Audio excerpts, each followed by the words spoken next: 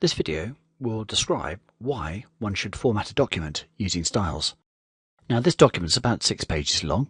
I've already formatted most of it with the styles I actually want, but I have left a few paragraphs to format with different styles.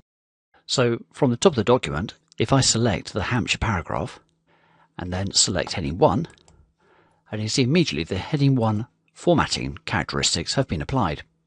If I want to apply heading 2 formatting, which is the same formatting as the pub for the fat goose, in other words it's bold and it's got a 13-point font size, I just select the paragraph, click onto heading 2, and you'll see that it's got exactly the same type of formatting.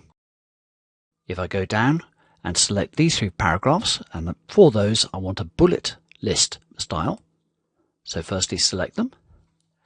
Now within the Quick Styles gallery I haven't actually got that particular style, so if I open up the styles pane from the right hand side,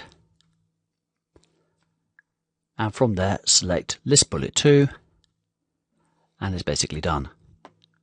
Now if you've got a document that's been formatted using styles, it immediately makes the document a lot more flexible, a lot more robust, and generally a smaller file size.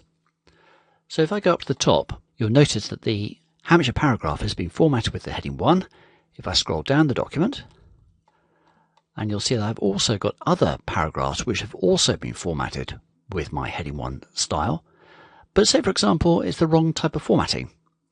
Now rather than actually having to select each one of these paragraphs in turn, I can actually go up into my Quick Styles gallery at the top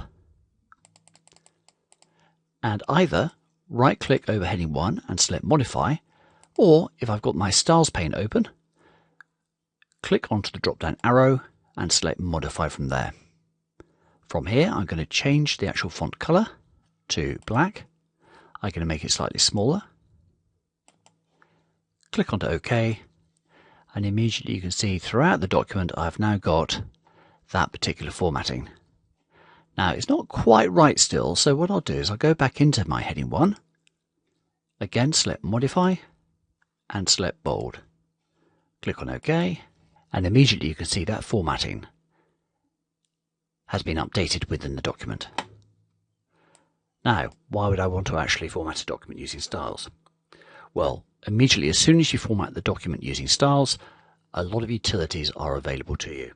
The first one I want to show you is the navigation pane. So just to give myself a little bit more space, if I close my styles pane and then go to view and navigation pane, and you'll see on the left hand side I've got my navigation pane which opens. Now you'll see that immediately what it does, it picks up all my heading styles.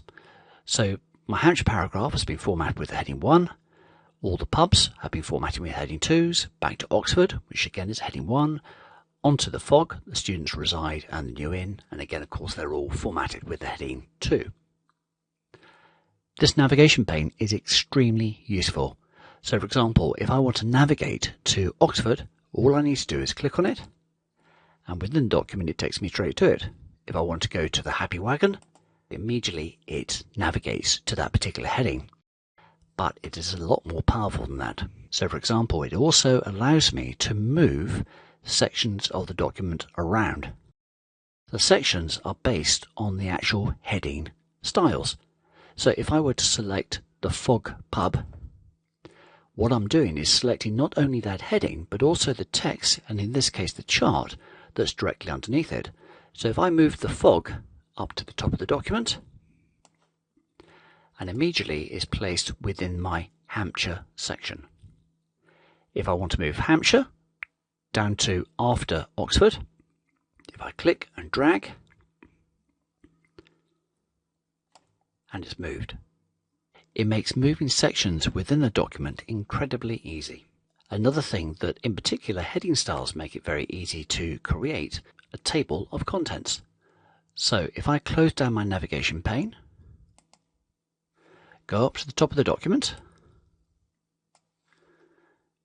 click just before the very top heading and select references and table of contents, and from there I've got a gallery of different types of table of contents. Now what a table of contents does is basically picks up any heading that has got a heading 1, 2 or 3 styles applied.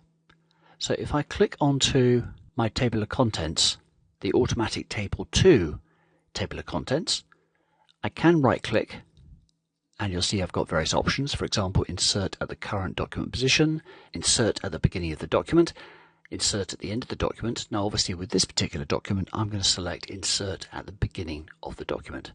All I need to do is click once and it's done.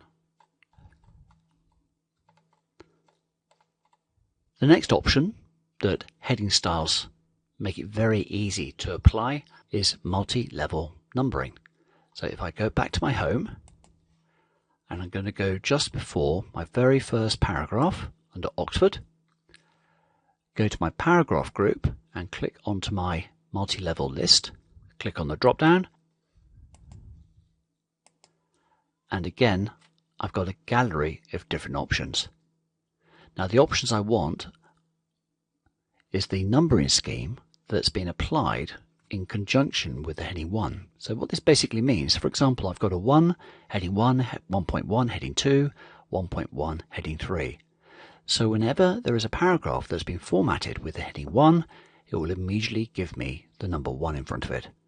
Any paragraph which has been formatted with heading 2, it will have 1.1. So if I click on this particular option, and immediately throughout the document you can see I've got a new numbering scheme. Now from here, for example, say I decide to actually change my Hampshire to a heading 2, it will automatically update the numbering scheme. So if I go to my Quick Starts gallery and select heading 2, and you can see the fog now is 1.4.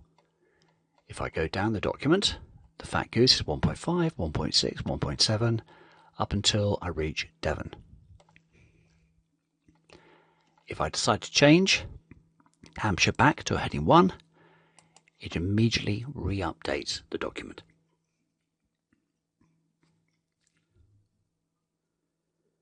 Going back to the top of the document, and you might have noticed that the table of contents has not actually been updated with that numbering scheme. So from here, if I click onto my table of contents, click onto Update, Word is updating the table of contents, select one of the following options, but what I tend to do is I always tend to select Update Entire Table. Click on the option, click on OK, and immediately that is updated as well. Another option you've got, if you're using styles correctly, particularly heading styles, is the themes. So if I select my Design tab, and you notice I got my Themes button. And the themes control the fonts, the colours, and the effects, typically the graphical effects for different objects within Word. Now let me just scroll down the document a little bit, and if I click onto Themes, and just hover my mouse over these different themes, and you see it allows me to format the entire document by changing the theme. So from here, if I click onto Organic, and then go back to Home, and you can see if I click into my heading 1, you see that the font has actually changed along with the theme. If I go back into Design, click on Theme, and choose another theme, for example the Ion Boardroom, and the same thing happens again. Immediately it changes the formatting for the entire document, and in this case it changes my heading font to Eccentric Gothic. Another thing you can do is using something called style sets, which were introduced from Word 2007.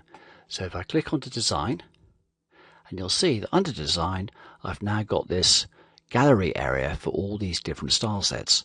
And all the style set is a different set of formats for the different styles.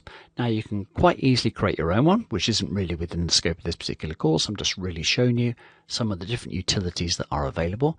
But you'll see that as I hover my mouse over these different style sets, how the entire document changes.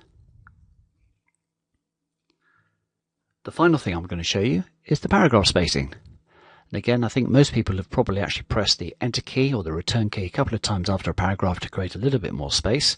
But if you go to the Design tab, and if you're properly using styles, it's very easy to go within the document formatting group to select paragraph spacing, and see there again you've got different options. Tight spacing around the paragraphs, open, relaxed, and double. So if I click on double, you can see the entire document has now got that double spacing throughout the entire document. Now, of course, there are a lot of other options you can do with styles, and this is really just a very quick, high-level view of what you can do.